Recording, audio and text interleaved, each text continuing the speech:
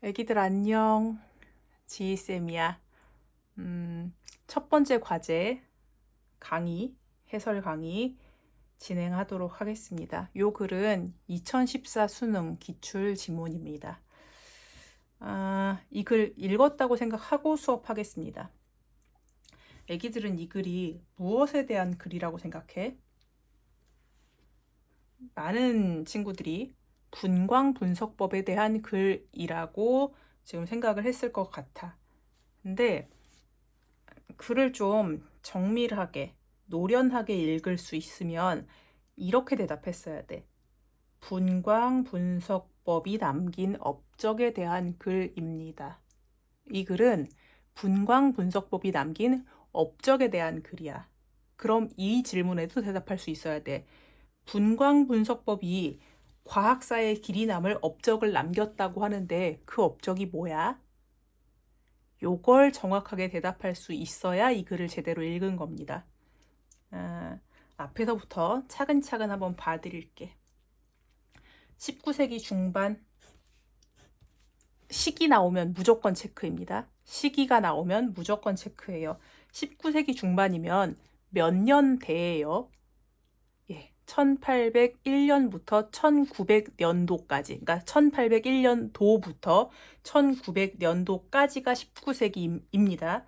그리고 중반이라고 했으니까 1850년, 60년 그 즈음이 될 겁니다. 화학자 분젠 시기 주목했고, 화학자 분젠, 직업이 화학자, 이름이 분젠, 근데 인물이 나온 거예요. 시기를 주목해야 하고 인물을 주목해야 합니다. 특히 인물이 2명 이상 등장을 하면 인물 간의 비교를 하거나 대조를 하거나 그 인물의 학설을 비교하거나 이론을 견주어 보거나 하는 질문이 나올 가능성이 큽니다. 인물 주목하시고요. 화학자 분젠이 뭘 했나 봅시다. 불꽃 반응에서 나타나는 물질 고유의 불꽃색에 대한 연구를 진행하고 있었다. 그렇대요. 진행했대요. 19세기 중반에. 이때 그는 분젠이죠. 사소한 거라도 연습하실 때는 이 지시어가 가리키는 게 무엇인지를 정확하게 파악하셔야 합니다. 분젠은 버너 불꽃의 색을 제거한 개선된 좋게 바꾼 버너를 고안 생각해냄으로써 물질의 불꽃색을 더 잘 구별할 수 있도록 하였다. 그러니까 물질 고유의 색깔, 불꽃색을 찾기 위해서 버너를 개선했구나. 잘했어. 잘했네. 하지만 뭔가 이 연구에 한계가 있었나 봐. 한계, 뭔지 봅시다. 2종류 이상의 금속이 섞인 물질의 불꽃은 색깔이 겹쳐서 분간이 어려웠다.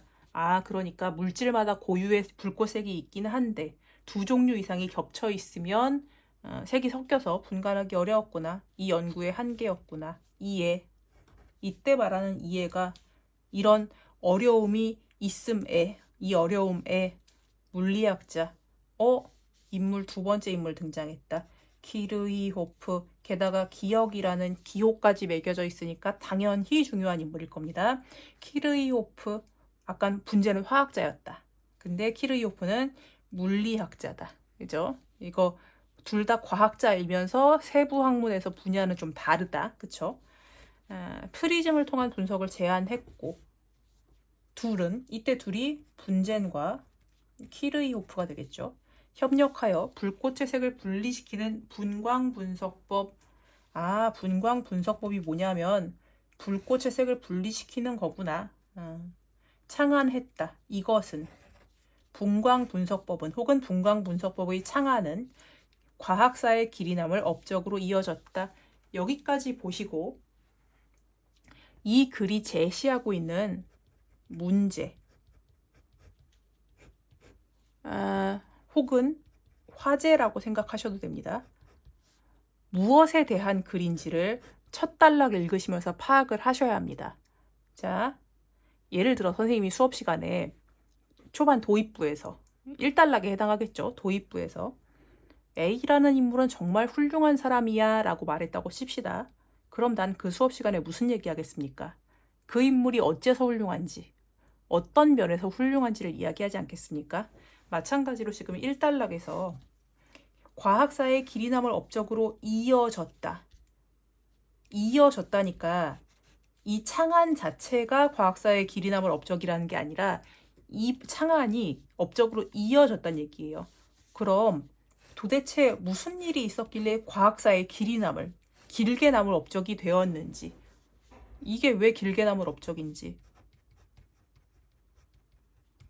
어떻게 그런 일이 일어났는지, 요 두 가지를 반드시 파악하시면서 읽으셔야 합니다. 이게 이 글이 제시하고 있는 문제, 이슈, 화제인 겁니다. 요걸 파악해 놓고, 요게 이슈라는 걸 파악해 놓고 이 글을 읽는 것과 그렇지 않은 것은 전혀 다른 결과를 가져옵니다. 자, 머릿속에서 요 질문을 계속 가지고 계셔야 돼요. 그러니까 이 질문이 뭐냐? 분광분석법의 창안이 어떤 과학사의 길이 남을 업적을 남겼는가? 요 질문을 머릿속에 계속 가지고 그 해답을 찾으면서 나머지 부분을 읽는 겁니다. 이해하셨나요? 오늘 수업 혹은 이번 겨울방학 수업을 통틀어서 가르쳐 드릴 건 사실 이거 한 가지입니다. 초반부에서 이 글의 이슈를 찾아야 한다. 계속 그 생각을 하면서 글을 읽어야 한다. 그거 잘 할 수 있으면 나머진 다 잔기술에 불과합니다. 두 번째 단락 봅시다. 그들은 또 지시어 나왔네. 그들 누구예요? 분젠과 키르이오프는 불꽃 반응에서 나오는 빛을 프리즘을 통과시켜 띠 모양으로 분산시킨 후, 자, 뭔가 과정인 것 같으니까, 단계인 것 같으니까 정리하겠습니다. 불꽃 반응에서 나오는 빛을, 그러니까 불꽃 반응을 일으켜서 빛을 얻었어. 그 다음에 이게 1단계, 그 다음에 프리즘을 통과시켜 띠 모양으로 분산시킨 후, 프리즘을 통과시켜서 띠 모양으로 분산을 시켰어. 세 번째, 망원경을 통해 이를 들여다보는 방식으로 실험을 진행하였다. 여기서 그냥 이상한 팁을 하나 드리자면 1단락의 첫 문장 끝나는 것과 2단락의 첫 문장 끝나는 부분이 비슷해요. 이게 뭘 의미하냐면 첫 단락의 진행과 두 번째 단락의 진행이 유사할 가능성이 있다는 얘기예요. 봐봐. 연구를 진행했어.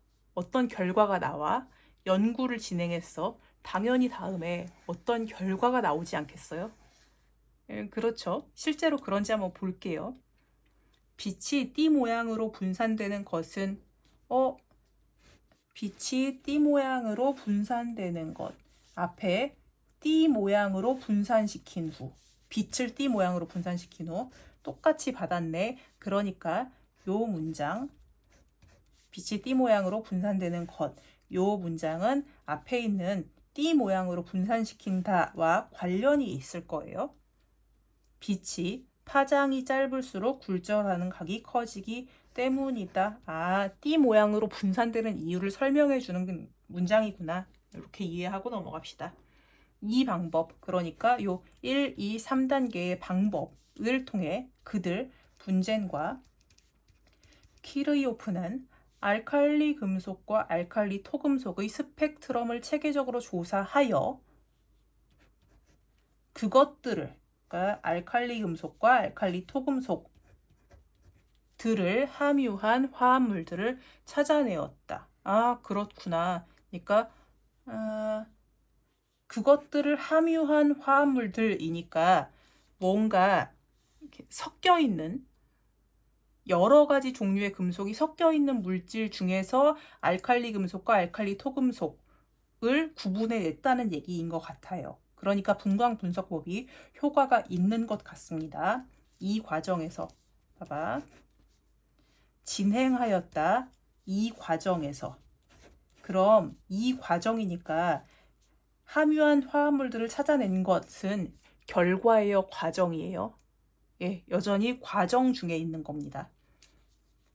그들은 분젠과 키르이오프는 특정한 금속의 스펙트럼에서 띄엄띄엄 떨어진 밝은 선의 위치는 그 금속이 호던소로 존재하든 다른 원소와 결합하여 존재하든 불꽃의 온도와 상관없이 보시면 선의 위치는까지가 한번 끊어주시고요.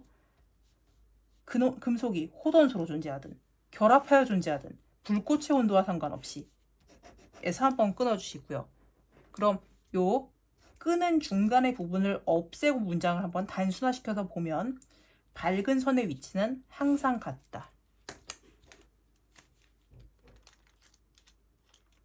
밝은 선의 위치는 항상 같다는 무엇에 도달해요? 결론에 도달해요. 이게 이 실험의 결론인 겁니다. 이해했나요? 글 문단의 구조를 보셔야 돼요. 실험을 진행해서 결론에 도달해. 그럼 이 단락에서 제일 중요한 건 이 결론 아니겠어요?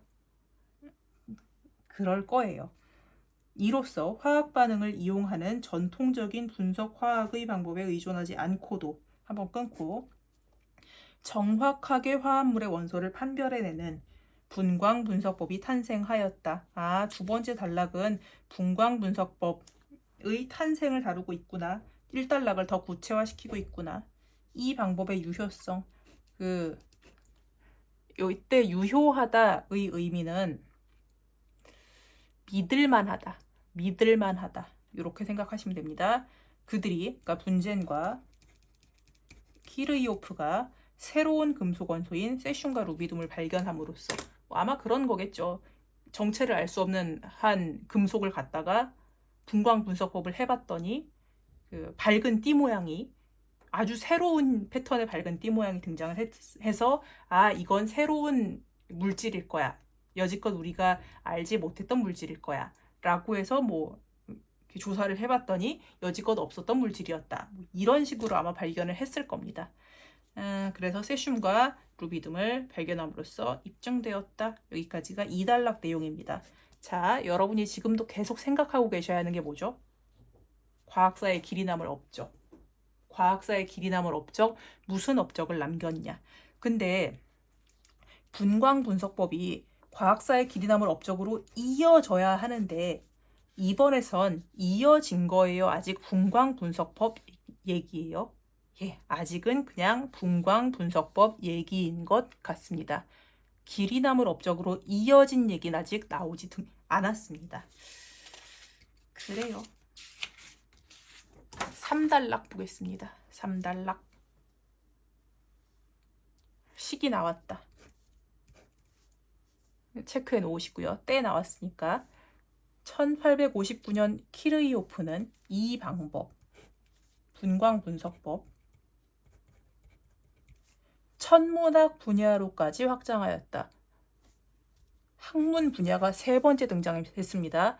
첫 번째는 화학, 분젠이 화학자였죠.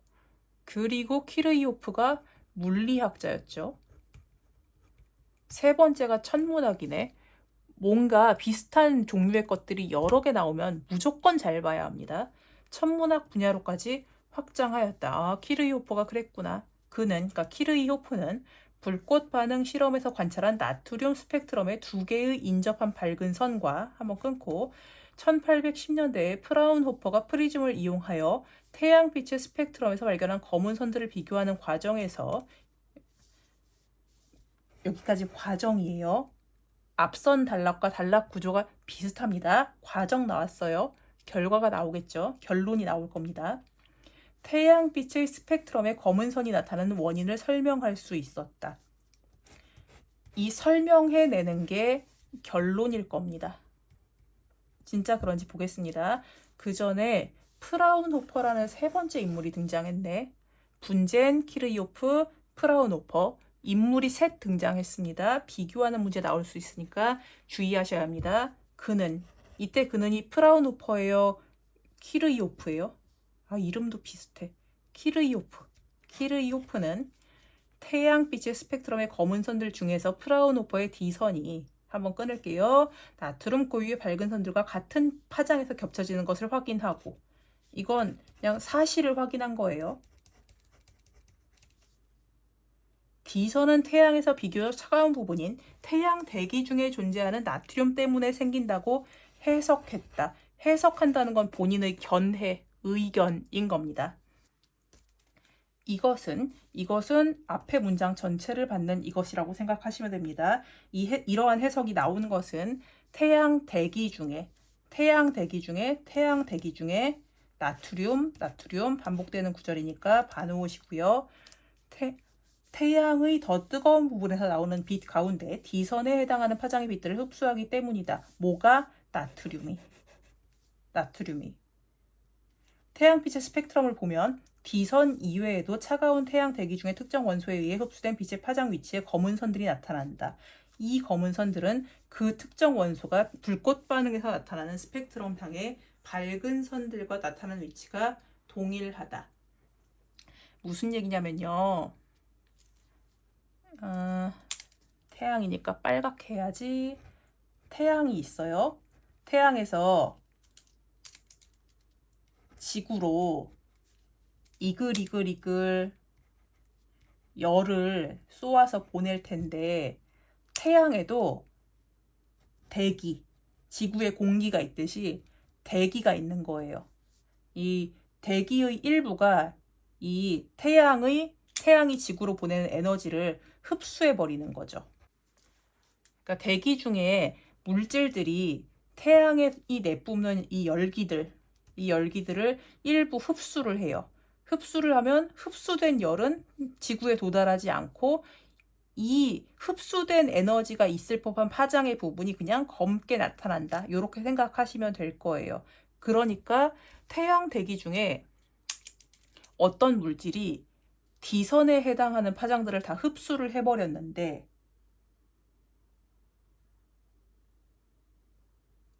그게 하필이면 나트륨 스펙트럼의 밝은 선의 위치와 완전히 동일한 D선이라는 선을 흡수를 해버렸다. 그러니까 이게 아마도 나트륨일 것이다. 태양 대기 중에서 그 D선의 에너지를 흡수한 것은 나트륨일 것이다.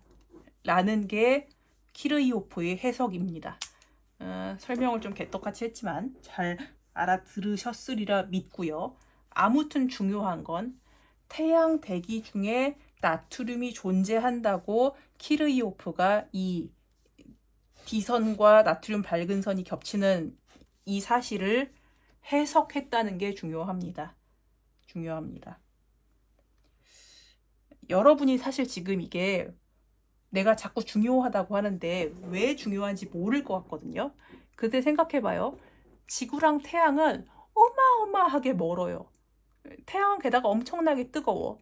우리가 실제로 태양에 가서 태양은 뭘로 이루어져 있을까? 태양의 대기에는 어떤 물질이 있을까? 직접 조사하는 건 불가능합니다. 분광 분석법이 아니었으면 절대로 태양이 어떤 물질로 이루어져 있는지 알기가 어렵다는 뜻이에요. 하지만 분광 분석법이 있으니까 그렇게 뜨겁고 멀리 있는 태양을 구성하고 있는, 태양의 대기를 구성하고 있는 물질을 우리가 알 수 있게 된 거죠. 이건 굉장히 놀라운 발견입니다. 물론 지금 학생 여러분들은 아무도 안 놀라고 있겠지만 이건 놀라운 발견입니다. 그래요. 나 혼자 놀라워하고 있을 것 같지만 아무튼 그렇습니다. 네 번째 단락으로 내려가서 진짜 이게 그 위대한 업적, 길이 남을 업적인지 체크를 해보겠습니다. 이후. 때가 또 나왔네. 이 글은 시간 순서에 따라 흘러가네. 그쵸? 분젠, 키르이호프, 천문학 적용, 이후. 이러한 원리. 그러니까 태양 대기에 있는 특정한 기체가 태양의 에너지를 일부 흡수해서 태양 스펙트럼 상의 검은 선이 나타난다. 이 원리의 적용을 통해 철과 헬륨 같은 다른 원소들도 태양 대기 중에 존재함이 밝혀졌으며, 여기서 한번 끊을게요. 그러니까 그 멀리 있고 그 뜨거운 태양의 대기가 뭘로 이루어져 있는지 속속들이 밝혀지게 된 겁니다. 놀랍지 않습니까? 놀라워하겠습니다. 봐봐. 태양 대기 중에 이런 게 존재한다라는 걸 밝혔어요. 다른 항성들, 태양에서 범위가 좀 넓어져서 다른 항성, 그러니까 빛과 열을 내는 이글이글한 별들, 이 항성을 연구하는데도 같은 원리가 적용돼서 이 항성들의 조성 물질을 우리가 알게 된 거죠. 이를 두고, 그러니까 이런 항성을 연구하는데 분광 분석법이 쓰인 것을 두고 동료 과학자들은 물리학, 키르이호프, 분젠, 화학, 천문학, 이거 키르이호프가 다시 적용한 거 모두 적용될 수 있는 분광 분석법이 천체 대기의 화학적 조성, 그러니까 무엇으로 만들어져 있는가를 밝혀냄으로써 우주의 통일성을 드러내고. 갑자기 왜 우주의 통일성이 나와요? 이 글 우주의 통일성이 갑자기 왜 나오는 거예요? 봐봐. 지구에 나트륨이 있죠. 태양에 원래 뭐가 있었는지 우린 몰랐어요. 근데 분광 분석법을 통해 태양에도 나트륨이 있다는 게 밝혀졌어요. 게다가 다른 항성들에도 나트륨이 있을 수 있는 거예요. 아, 그러니까 지구상의 물질과 우주에 있는 물질이 서로 다르지 않구나 라는 게 밝혀진 거예요. 그게 우주의 통일성이에요. 이해했나요? 이 글을 그냥 띄엄띄엄 읽어서 우주의 통일성이 왜 등장했는지 궁금해하지도 않으면 완전히 잘못 읽는 거예요. 우주의 통일성의 의미를 체크를 하고 넘어가야 합니다. 그게 똑바로 읽는 거예요. 우주의 통일성을 드러내고 우주의 모든 곳에 존재하는 자연의 원리. 이게 뭔데? 나트륨 스펙트럼의 밝은 선의 위치는 어떠한 조건에서도 변하지 않는다고 했죠. 이 어떠한 조건이라는 건 나트륨이 지구에 있든 태양에 있든 다른 어마어마하게 먼 별에 있든 안 변한다는 거예요. 그럼 우주의 모든 곳에 존재하는 자연의 원리 맞나요? 맞는 것 같아요. 그러니까 불꽃 반응에서 나타나는 스펙트럼상의 검은 선, 그건 우주의 모든 곳에 항상 일정하게 존재하는 겁니다. 이런 자연의 원리를 이 분광 분석법의 발견과 그 이후의 과학의 발전에 의해서 알게 된 거죠. 인식하는데 공헌했다. 그러니까 공헌했다라고 다른 과학자들이 평가를 했다는 겁니다. 다시 원래 질문으로 돌아갑시다. 첫 단락 끝 문장. 이것은 과학사의 길이남을 업적으로 이어졌다. 분광 분석법의 창안은 과학사의 길이남을 업적으로 이어졌다. 그 업적이 뭔데요? 우주의 통일성. 그러니까 모든 우주가 비슷비슷한 물질들로 이루어져 있다라는 우주의 통일성. 그리고 자연의 원리.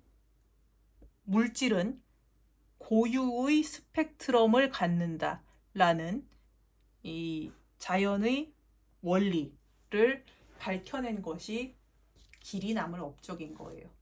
괜찮나요? 괜찮나요? 다시 중요한 거 마지막으로 한 번 더 강조. 이렇게 글을 시작하는 도입부에서 무엇일까 하는 의문형으로 이렇게 끝내주는 지문이 있는데 그런 지문이 아니고 이렇게 이어졌다 하고 그냥 마침표로 끝나는 이런 지문들도 모두가 문제를 제기하면서 시작을 합니다. 모든 글은 문제를 제기하면서 시작을 해요. 그럼 그 문제를 찾아내는 것부터가 가장 중요한 미션이에요. 글 읽기를 하는데 가장 중요한 미션은 문제를 찾아내는 겁니다. 그래서 그 문제에 대한 답을 찾으면서 읽는 거예요. 괜찮나요? 이해했나요? 그래요. 다음 글도 바로 카페에 업로드를 해드릴 테니까 두 번째 숙제도 열심히 한번 해봅시다. 두 번째 숙제 하실 때도 계속 생각을 해보셨으면 좋겠어요. 이 글이 제시하고 있는 문제는 무엇인가? 어떤 질문을 제시하고 있는 글인가? 그리고 그 답은 무엇인가를 찾으시면서 글을 읽으셔야 합니다. 네, 하고 싶은 말 다 했습니다. 애기들 안녕.